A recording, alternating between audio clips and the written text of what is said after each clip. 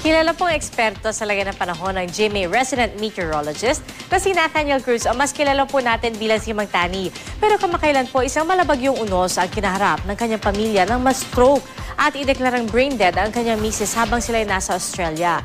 Tunghayan po ang kwento ng matatag nilang pag-iibigan at kung paano po nila nalagpasan ang kalamidad sa kanilang buhay sa Balitang Hatid ni Marie Sumali. Nung makaranas ng massive Tila isang bagyo ang nalampasan ng ating GMA resident meteorologist Nathaniel Mang Tani Cruz at kanyang asawang si Gloria. Habang nasa Australia silang mag-asawa, na-stroke si Tita Glo at idineklarang brain dead sa ospital. Sa programang Kape at Balita kanina, ikinuwento nila ang mga nangyari matapos taningan ng mga doktor si Tita Glo. Nung sinabi sa akin ng doktor na kailangan tanggalin na yung ventilator sa kanya, kasi kailangan dahil sa kanila wala nang pag-asa si Glo. Hindi na kailangan ng katawan niya yung ventilator dahil baliwala na yung ventilator.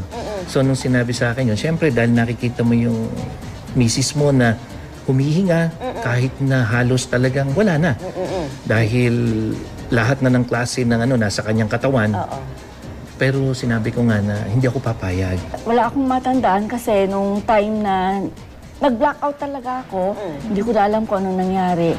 Hindi ko nga alam na nag-comatose pala ako.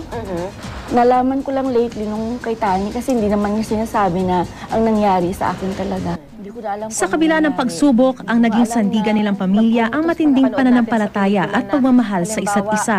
Hindi pumayag si Mang Tani na tanggalin ang life support ng asawa. Naniniwala ako na nung habang ako'y nagdidesisyon na hindi ako pumapayag, si Glo nasa tabi ko. Kahit hindi niyo siya nakakausap, Nasa tabi ko siya at nagsasabi siya na, Daddy, huwag kang pumayag dahil para sa inyo. Nararamdaman niyo po yun? Ngayon, tsaka ngayon, lalong na ko dahil ang ko kay Glo kasi nung una, lagi yan dependent sa akin. Nung bago kong malis, dahil nag-iisang anak. Pero doon, na-realize ko na ganun pala siya katatag.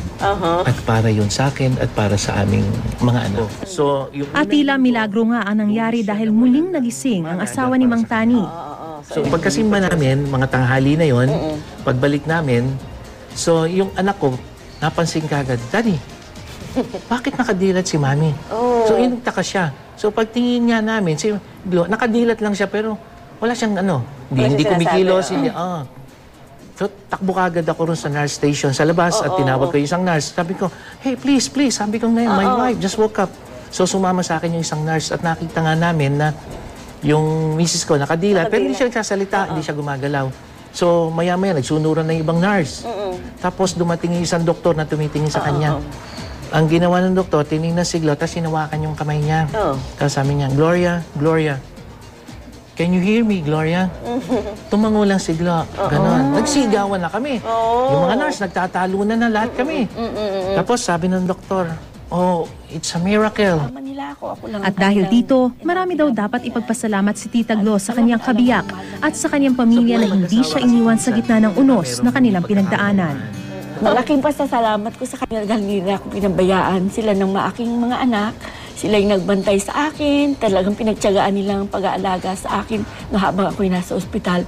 At hanggang ngayon, mahal na mahal nila ako, nakikita ko yon dahil pagkasama nila ako lang ang kanilang binabantayan. At alam na alam kong mahal na mahal nila ako. At bago nangyari yun, lagi niyang tinatanong sa akin, mahal mo ba talaga ako? Sabi ko sa kanya, darating panahon, mapapatunayan ko sa iyo kung gaano kita kamahal. At yun, yung nangyari sa amin, napatunayan ko sa kanya kung gaano siya kahalaga sa buhay ko. Mang Tani naman, naiiyak ako. Marie Sumali, GMA News.